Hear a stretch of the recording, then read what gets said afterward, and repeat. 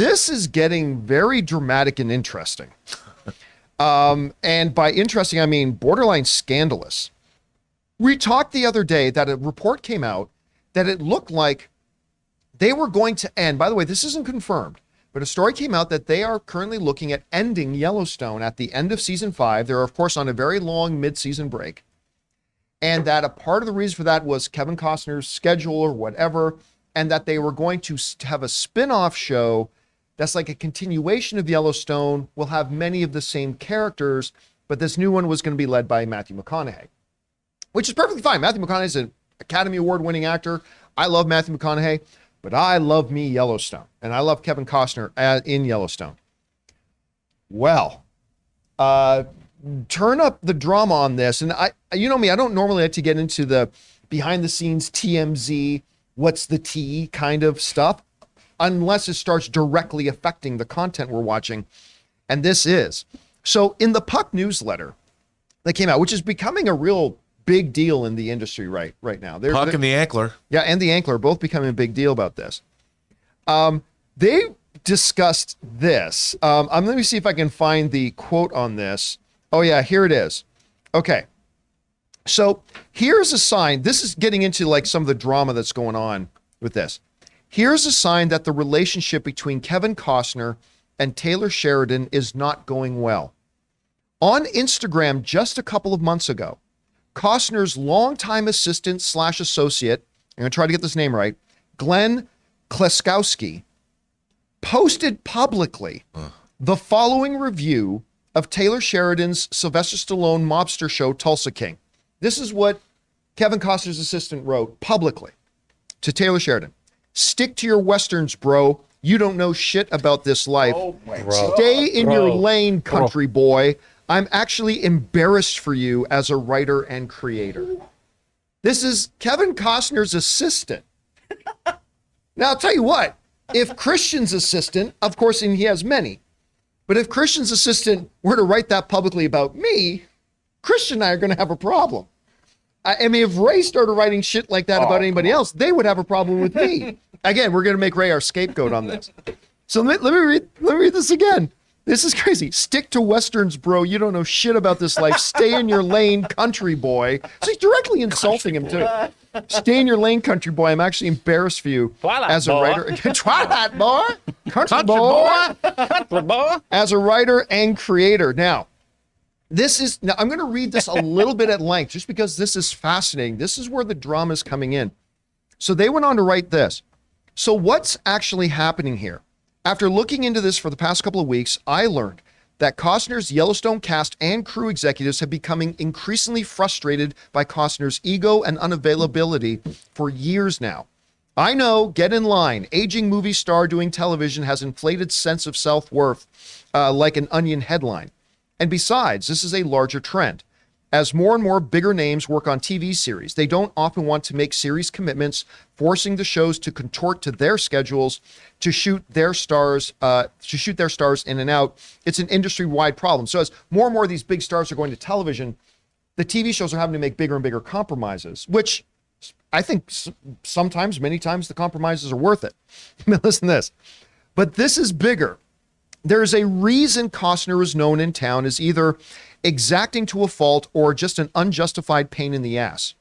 Going all the way back to his heyday in the 1990s, leveraging his star power and cachet of the Oscars that he won for Dances with Wolves, Costner famously tortured filmmakers like Sam Raimi on 1999's For the Love of the Game. Kevin's not the director, and it's not fair that he should be able to hijack a $50 million asset, Universal's film chief Stacey Snider said publicly at the time. And a fight over the MPAA edits. Kevin Reynolds either bailed or got fired from directing both Costner films, Robin Hood, Prince of Thieves, and Waterworld, depending on who you believe. As a director, Costner refused to trim The Postman from the 3-hour runtime it had, despite a pair of awful test screenings, and it ended up losing tens of millions of dollars for the studios. Postman rules. And in Message in a Bottle, Costner threatened to pull out of publicity until he got his way on the edit, big time stuff. Now, this is where it gets into Yellowstone. Costner tried giving notes to Taylor Sheridan during the first couple of seasons of Yellowstone, which I'm told did not go over well. And once the show became a smash hit, Costner is said to have begun squeezing. He demanded to be compensated for promotional days, says two different sources, despite a contract that paid him $1.2 million per episode. For the 16 episodes of its fifth season, that pay was rising to $1.5 million per episode, and more if there was going to be a season 6, plus an overall deal with MTV Entertainment Studios that runs through 2025.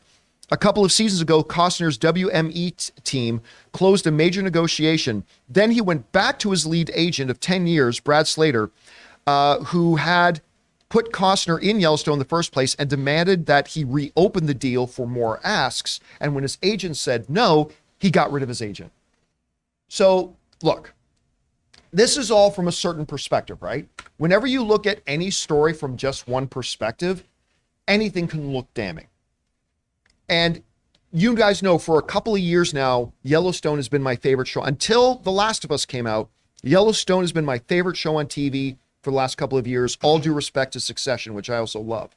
And Kevin Costner is the freaking man in this show. I love him in this show. And I love him in Man of Steel. And I love Kevin Costner. But when you're reading this stuff, and he's like, yeah, I'm only going to shoot for the second half of the season. I'm only going to make myself available for 5 days, which is what was in the initial report.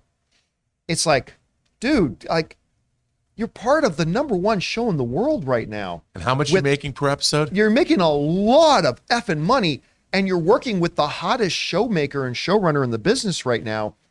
I mean, I don't know. Of course, Kevin Costner is an individual. He has, this story goes on to talk about that he's got some movies he's trying to make with Warner Brothers at the same time. And, you know, he's in his heart, he's got the passion of a director. He wants to be a director. I respect all of that. But I don't know, guys, I'm reading this, and I always like to believe that grown men can work out their issues and figure something out when everybody stands to make a lot of money. But I don't know if they're going to be able to fix this. We want to thank a sponsor of this video, MasterClass. MasterClass offers classes on a wide variety of topics, all taught by world-class instructors at the very top of their fields. Each class is broken out into individual video lessons, usually around 10 minutes long. And MasterClass is completely accessible on your phone, the web, smart TV, and available via audio mode to listen to classes on the go. They have over 2,500 video lessons from over 180 of today's most brilliant minds. They're all available anytime, anywhere on iOS, Android, desktop, Apple TV, Amazon Fire TV, and Roku. Now, obviously around here on the John Campea Show, we love our movies, so why not learn filmmaking from Jodie Foster, or maybe directing from Ron Howard himself, or the great Neil Gaiman doing his masterclass on the art of storytelling. And you guys have heard me talk about my favorite masterclass, Business Strategy and Leadership by Big Papa Iger himself, Bob Iger, the new and returning CEO of Disney. So guys, I highly recommend that you check it out. Get unlimited access to every class, and as a John Campea Show listener, you get 15% off an annual membership. Just go to masterclass.com/Campea now. That's masterclass.com/Campea for 15% off Masterclass. I don't know, Christian, you know, you read about this. What's your thoughts on it? Well, first thing is the idea that even though television has changed dramatically with the amount of kind of movie star that does television, if you look at history, whether it's Friends, The Sopranos, there's always these negotiation things and things of people getting tired of actors, whether you're a movie star or not, getting tired of playing the same role and being locked into the television schedule is grueling. It's grueling. Yeah. Now, obviously, when you look at 1.5 an episode, you go, who cares? Deal with it. It'll be over by the 6th season. You can do whatever you want. But it's grueling. So you can see why frustrations happen with actors. Now, that doesn't excuse any of this particular behavior if it's indeed factual. But the other thing that I do think is, we've heard this about Kevin Costner in the past. For clearly. years. Yeah.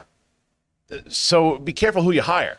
is also one of those things too. Like what were the meetings like to get him in? And the other thing is, as far as the assistant goes, what they don't tell you there is that Taylor Sheridan bought him right after that, because that's he's able to do whatever. He bought his Instagram feed, he bought his family house, and now that guy works for Taylor Sheridan. But it's just, you look at that, and I don't know, the Matthew McConaughey thing though is very interesting, because if you would have rewound time before Yellowstone comes out, and they announce that they're doing the show Yellowstone, and they go, well, they're either going to do a show with Matthew McConaughey or Kevin Costner, everyone would be like, oh, I want to see the one with Matthew McConaughey at the time in 2017, whatever it is. Now you're like, well, it's Kevin Costner. He makes Yellowstone. I think that they need to figure this out because I'm obsessed, by the way, after I told you guys, like 1923 I started with, but I got obsessed with 1883 after talking to you guys. Right. I watched it, and now I want to go back in. I watched like the first 2 episodes of Yellowstone, liked it, but I want to revisit it. But now it's like he's the guy. So they got to figure it out some way or another. But yeah, it's unfortunate if he's using his star power to kind of leverage stuff and bad behavior. That's always a bummer.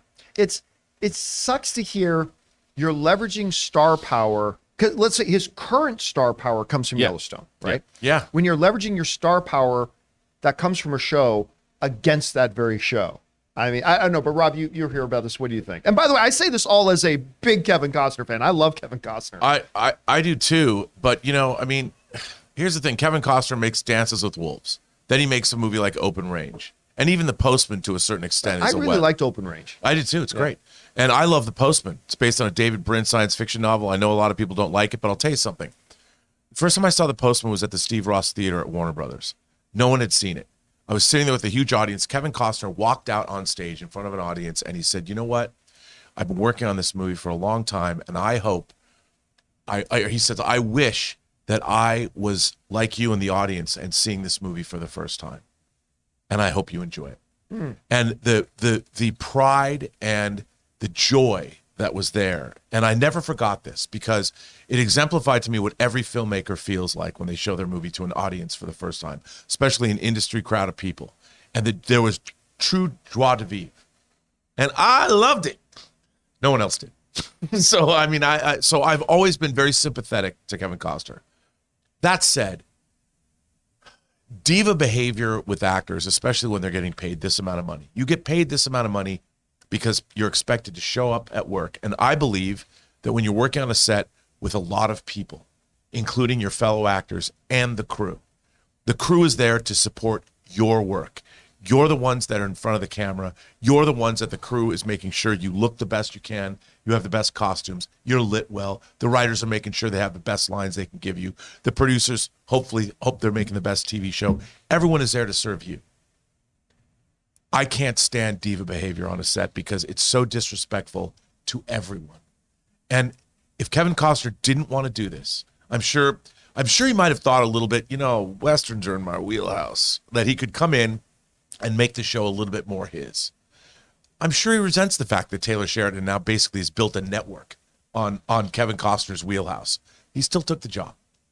And if you take the job, you got to bring an attitude in that is conducive to the rest of your coworkers. And if you don't want to do the job anymore, don't do it. Just say, I respectfully, I need to step away. I'm or done. write me out and kill me. Or yeah, something. I mean, and I just hear this kind of thing. It is so difficult to make these projects. And I've been lucky, and for the most part, I've been able to work with some really great people. Even William Shatner, when I worked with him, was terrific. No diva behavior at all.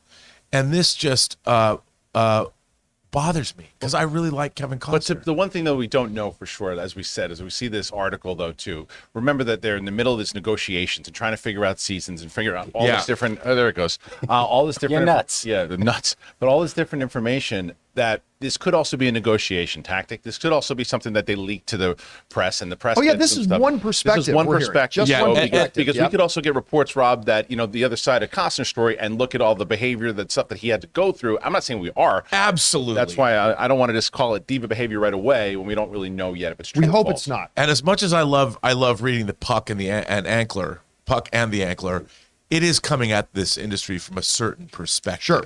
Yep. And that perspective is very apparent when you read these newsletters. But normally the pure information they give does end up being pretty like accurate. the amount of money. Anyway, guys, the question is for you. What do you think about, are you even somebody who watches Yellowstone? If not, you really should. It's quite good. And Kevin Costner's pretty damn awesome in it. What do you think about the story? Whatever you think, jump down to the comment section below and let us know your thoughts.